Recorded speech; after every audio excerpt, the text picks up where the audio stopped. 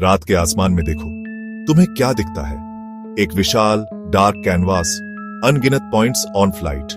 हम उन्हें स्टार्स कहते हैं। हजारों सालों से इंसान इन सेलेस्टियल बीकन्स को देखता रहा है, कहानियां बुनता रहा है, ओशंस में नेविगेट करता रहा है, यूनिवर्स में अपनी जगह के बारे में सोचता रहा है।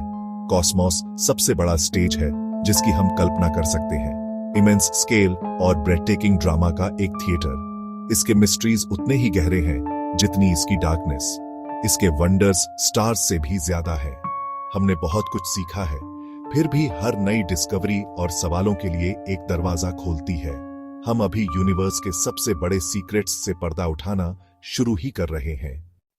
इससे पहले कि हम प्लैनेट्स के बिना किसी स्टार के मिस्ट्री को सही से समझ सकें, हमें पहले यह समझना होगा कि स्टार आखिर होता क्या है। नर्सरी राइम्स के ट्विंकलिंग 5 पॉइंटेड शेप्स को भूल जाओ। एक स्टार कुछ और भी शानदार और वायलेंट होता है। अपने कोर में एक star incredibly hot glowing gas का एक बहुत बड़ा बॉल है। प्राइमरी रूप से हाइड्रोजन, हीलियम इसे एक सेलेस्टियल पावर हाउस स्पेस के वैक्यूम में तैरता हुआ एक बहुत बड़ा न्यूक्लियर फ्यूजन रिएक्टर समझो। वही फोर्सेस जो एक हाइड्रोजन बॉम्ब में निकलती है, वो हर सेकंड लगातार नाइट स्काई में दिखने वाले हर स्टार के कोर के अंदर हो रही है। यह कॉस्मिक स्केल पर एक delicate, self sustaining balancing act है। यह मैसिव स्फेयर ऑनफ गैस को एक साथ रखने वाली फोर्स ग्रेविटी है। ग्रेविटी लगातार स्टार को क्रश करने की कोशिश कर रही है। अगर सिर्फ वही फोर्स काम कर रही होती तो कोई भी स्टार एक बहुत छोटे पॉइंट में सिमट जाता। लेकिन एक और ऑनपोजिंग फोर्स बाहर की ओर धकेल रही है। न्यूक्लियर फ्यूजन से बनने वाली एनर्जी। स्टार के कोर में प्रेशर और टेम्परेचर इतने एक्सट्रीम होते हैं, हम लाखों डिग्री की बात कर रहे हैं, कि हाइड्रोजन एटम्स एक साथ टकराकर हीलियम बनाते हैं। यह प्रोसेस न्यूक्लियर फ्यूजन, लाइट और हीट के रूप में बहुत बड़ी मात्रा में एनर्जी छोड़ता है, जो बाहर की ओर रेडिएट होती है। ग्रेविटी के अंदर खींचने और फ्यूजन के बाहर धकेलने के बीच का यह कॉस्मिक बैलेंसिंग एक्ट ही एक स्टार की लाइफ को डिफाइन करता है। जब तक उसके कोर में चलने के लिए हाइड्रोजन फ्यूल है, स्टार स्टेबल रहेगा, अरबों या यहां तक कि खरबों सालों तक चमकता रहेगा। बहुत टाइम तक हम अंधेरे में थे। हमें अपने सोलर सिस्टम के प्लैनेट्स के बारे में पता था, लेकिन हमें यह नहीं पता था कि दूसरे स्टार्स के अपने प्लैनेट्स हैं या नहीं। क्या हम एक कॉस्मिक फलूक थे या यूनिवर्स दूसरे दुनिया से भरा हुआ था? 1995 में पहला एक्सोप्लैनेट मिला, सब कुछ बदल गया। टेलीस्कोप्स बेहतर हुए, मेथड्स रिफाइंड हुए और प्लैनेट्स हर जगह मिलने लगे। जुपिटर आकार gas giants, rocky super earths और पृथ्वी साइज दुनिया। प्लैनेट्स अब नियम लगते हैं। प्रोटोप्लैनेटरी डिस्क, गैस और डस्ट का घूमता हुआ डिस्क, बेहद एफिशिएंट है। अब हम सोचते हैं, गैलेक्सी में स्टार्स से ज्यादा प्लैनेट्स हैं और अरबों अर्थ साइज दुनिया हॉबिटेबल जोन में हो सकती है। फिर भी हमें एक अजीब ग्रुप मिला, वो स्टार्स जो बिल्कुल अकेले दिखते हैं। हमारी सबसे संवेदनशील ऑब्जर्वेशंस भी कोई साइन नहीं पाती। ये वाकई फंडामेंटली अकेले लगते हैं। जब हम इन प्लैनेटलेस स्टार्स की कैरेक्टरिस्टिक्स को देखते हैं तो कुछ इंटरेस्टिंग पैटर्न्स दिखाई देने लगते हैं। ये पैटर्न्स उनके अकेले नेचर के बारे में क्लूज देते हैं। सबसे फैसिनेटिंग फैक्ट उनकी केमिकल कंपोजिशन से रिलेटेड है, जिसे एस्ट्रोनॉमर्स मेटलिसिटी कहते हैं। एस्ट्रोनॉमी में मेटल्स का मतलब ऐसे एलिमेंट्स जो हाइड्रोजन से भारी हो। हीलियम भी उन लाइटवेट गैसों में आता है जिन्हें मेटल्स से अलग माना जाता है। चूंकि प्लैनेट्स हेवियर एलिमेंट्स से बनते हैं, इसका मतलब स्टार के फॉर्मेटिव क्लाउड में इनकी अच्छी सप्लाई होनी चाहिए। और हां, हम अक्सर देखते हैं कि बिना प्लैनेट्स वाले स्टार्स सिग्निफिकेंटली मेटल पूर होते हैं। मतलब इन स्टार्स में सन की तुलना में हेवी एलिमेंट्स की कंसंट्रेशन बहुत कम होती है। Visual comparative chart showing metallicity of 2 stars. Metal rich vs metal poor. यह सिंपल है, आप ईंटों के बिना घर नहीं बना सकते।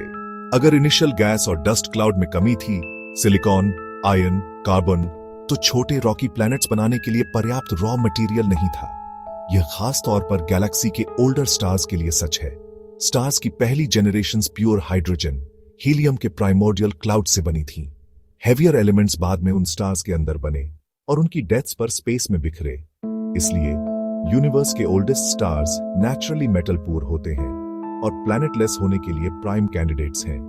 इनमें से कुछ लोनली स्टार्स की एक और सरप्राइजिंग कैरेक्टरिस्टिक उनकी लोकेशन और मोशन है। कुछ प्लैनेटलेस स्टार्स गैलेक्सी के अनयूजुअल पार्ट्स में पाए जाते हैं, जैसे गैलेक्टिक हेलो, जो एक स्पार्स स्फेरिकल रीजन है जो मिल्की वे की मेन डिस्क को घेरे रहता है। ये हेलो स्टार्स अक्सर वाइल्ड एक्सेंट्रिक ऑर्बिट्स पर होते हैं जो उन्हें गैलेक्सी के डेंस कैओटिक प्लेन में ले जा सकते हैं। यह पॉसिबल है कि वे ऐसे ग्रेविटेशनली अनस्टेबल एनवायरनमेंट्स में बने थे जहां क्लोज इनकाउंटर्स ने उनके फ्लेजलिंग प्लैनेटरी डिस्क्स को फाड़ दिया। इसके अलावा इनमें से कुछ स्टार्स एक्स बाइनरीज हो सकते हैं। तो हमें कैसे पता चलता है कि सैकड़ों लाइट ईयर्स दूर एक तारे के पास प्लैनेट्स हैं या नहीं? हम सिर्फ एक टेलीस्कोप पॉइंट करके उन्हें देख नहीं सकते। एक्सोप्लैनेट्स अविश्वसनीय रूप से छोटे और फीके होते हैं और वे अपने पेरेंट स्टार की चमकदार चमक से पूरी तरह से दब जाते हैं। यह ऐसा है जैसे मीलों दूर से एक विशाल सर्चलाइट के बगल में एक जुगनू को स्पॉट करने की कोशिश करना। एस्ट्रोनॉमर्स ने प्लैनेट्स की मौजूदगी का पता लगाने के लिए इंजीनियस इनडायरेक्ट तरीके डेवलप किए हैं। रेडियल वेलोसिटी मेथड या डॉपलर वॉबल मेथड एक पावरफुल टेक्निक। जैसे ही एक प्लैनेट एक तारे की परिक्रमा करता है, उसकी ग्रेविटी प्लैनेट को खींचती है और प्लैनेट की ग्रेविटी तारे को भी खींचती है, जिससे तारा डगमगाता है। हम तारे की रोशनी को देखकर इस वॉबल का पता लगा सकते हैं। जब तारा हमारी ओर बढ़ता है, उसकी लाइट वेव्स कंप्रेस्ड हो जाती है, स्पेक्ट्रम के ब्लू एंड की ओर शिफ्ट। जब तारा दूर जाता है, लाइट वेव्स खींच जाती है, स्पेक्ट्रम के रेड एंड की ओर शिफ्ट। यही डॉपलर इफेक्ट है, जैसे सायरन की पिच बदलना। इन टाइनी पीरियोडिक शिफ्ट्स को मापकर हम ऑर्बिटिंग प्लैनेट का पता लगा लेते हैं। वॉबल के आकार से हम प्लैनेट का मिनिमम मैस अनुमान लगा सकते हैं और वॉबल की स्पीड से उसकी तारे से दूरी का। यह मेथड खासकर मैसिव क्लोज इन प्लैनेट्स को खोजने में अच्छा है, क्योंकि वे बड़ा और आसानी से डिटेक्टेबल वॉबल पैदा करते हैं। अगर लंबे समय के स्पेक्ट्रोग्राफ डेटा में कोई वॉबल या पीरियोडिक रेड ब्लू शिफ्टिंग नहीं मिलता, तो यह बताता है कि करीब की ऑर्बिट्स में बड़े प्लैनेट्स नहीं हैं। लेकिन कोई सिंगल मेथड परफेक्ट नहीं है। नल रिजल्ट निश्चित सबूत नहीं। इसलिए एस्ट्रोनॉमर्स कई मेथड से क्रॉस चेक करते हैं। वॉबल की गैर मौजूदगी जायंट प्लैनेट्स की कमी दिखा सकती है, पर छोटे अर्थ साइज्ड प्लैनेट्स हो सकते हैं। उन्हें खोजने के लिए हम ट्रांजिट और अन्य टेक्निक्स इस्तेमाल करते हैं, जिसे हम आगे देखेंगे। अलग अलग डिटेक्शन रिजल्ट्स मिलाकर एस्ट्रोनॉमर्स एक स्टार सिस्टम का कॉम्प्रिहेंसिव प्रोफाइल बनाते हैं। अगर सभी बेहतरीन टेक्निक्स खाली रहे, तो हम किसी तारे को प्लैनेटलेस घोषित करने में ज्यादा कॉन्फिडेंट हो जाते हैं। जहां रेडियल वेलोसिटी मेथड स्टार के वॉबल को सुनता है, वहीं एक और पावरफुल टेक्निक स्टार के ब्लिंक को देखती है। यह है ट्रांजिट मेथड, और ऑनेस्टली इसने एक्सोप्लैनेट की वास्ट मेजॉरिटी डिस्कवरीज की है। केपलर स्पेस टेलीस्कोप जैसे मिशंस के कारण। इसके पीछे का आइडिया ब्यूटीफुली सिंपल है। अगर किसी प्लैनेट की ऑर्बिट हमारे अर्थ पर पॉइंट ऑफ व्यू से अलाइन हो जाती है, तो वह सीधे अपने स्टार के सामने से गुजरेगा। इस इवेंट को हम ट्रांजिट कहते हैं। जब ऐसा होता है, प्लैनेट स्टार की लाइट के एक टाइनी फ्रैक्शन को ब्लॉक कर देता है, जिससे स्टार की ऑब्जर्व्ड ब्राइटनेस में एक हल्का टेम्पररी डिप आता है। इमेजिन करो एक दूर लाइट हाउस को देख रहे हो। अगर एक छोटी नाव उसके सामने से गुजरती है, तो लाइट एक पल के लिए डिम हो जाएगी। द ट्रांजिट मेथड इसी प्रिंसिपल पर काम करता है, लेकिन कॉस्मिक स्केल पर। ब्राइटनेस में डिप इनक्रेडिबली स्मॉल होता है। अर्थ साइज्ड प्लैनेट का डिप सन लाइक स्टार पर 1% के 100वें हिस्से से भी कम। यह वैसा है जैसे कार की हेडलाइट में डिप, क्योंकि एक सिंगल नेट 1 मील दूर से उसके सामने से उड़ गया। ऐसे मिनिस्क्यूल चेंजेस डिटेक्ट करने के लिए हमें incredibly sensitive space based telescopes चाहिए, जो अर्थ के एटमॉस्फेयर के डिस्टॉर्शंस के ऊपर हों और जो हजारों स्टार्स को सिमल्टेनियसली और कंटिन्यूअसली देख सके। केपलर मिशन इस टेक्निक का मास्टर था। सालों तक उसने स्काई के एक सिंगल पैच को मॉनिटर किया, जिसमें 150,000 स्टार्स की ब्राइटनेस थी। इन पीरियोडिक टेल टेल डिप्स को देखकर उसने हजारों एक्सोप्लैनेट्स डिस्कवर किए। द की डिप्स को पीरियोडिक होना चाहिए। एक बार डिम होना एम्बिगुअस हो सकता है, इंस्ट्रूमेंट ग्लिच या स्टार स्पॉट। लेकिन अगर हम इसे एग्जैक्ट सेम अमाउंट से एग्जैक्ट सेम ड्यूरेशन के लिए हर 30 डे में रिपीट होते देखते हैं, तो हम कॉन्फिडेंट हो सकते हैं कि हम एक 30 डे ऑर्बिट वाले प्लैनेट को बार बार ट्रांजिट करते देख रहे हैं। यह मेथड कुछ न मिलना बताने के लिए भी पावरफुल है। अगर केपलर या उसके सक्सेसर टेस कई साल तक एक स्टार देखे और लाइट कर्व पूरी तरह फ्लैट रहे, यानी कोई पीरियोडिक डिप्स नहीं, तो यह स्ट्रॉन्ग इंडिकेटर है कि उस स्टार के आसपास ट्रांजिटिंग प्लैनेट्स नहीं है। हालांकि यह सिर्फ एज ऑन ऑर्बिट्स डिटेक्ट करता है, स्टैटिस्टिक्स बताते हैं कि कितना फ्रैक्शन सिस्टम्स इस तरह अलाइन होंगे। जब ऑब्जर्व्ड परसेंटेज प्रिडिक्टेड से ज्यादा ब्लैंक रहे, तो यह बताता है कि कुछ स्टार्स सचमुच प्लैनेट से रहित हैं। तो हमारे पास ये अकेले तारे हैं। हम जानते हैं कि उन्हें कैसे खोजना है। अरबों डॉलर का सवाल यह है, वे अकेले क्यों हैं? उनके अतीत में क्या हुआ या क्या नहीं हुआ? एक प्रमुख थ्योरी रॉ इंग्रेडिएंट्स पर आधारित है। ग्रहों का निर्माण प्रोटोप्लैनेटरी डिस्क में होता है। यह तारे के जन्म से बची गैस और धूल की घूमती हुई प्लेट होती है।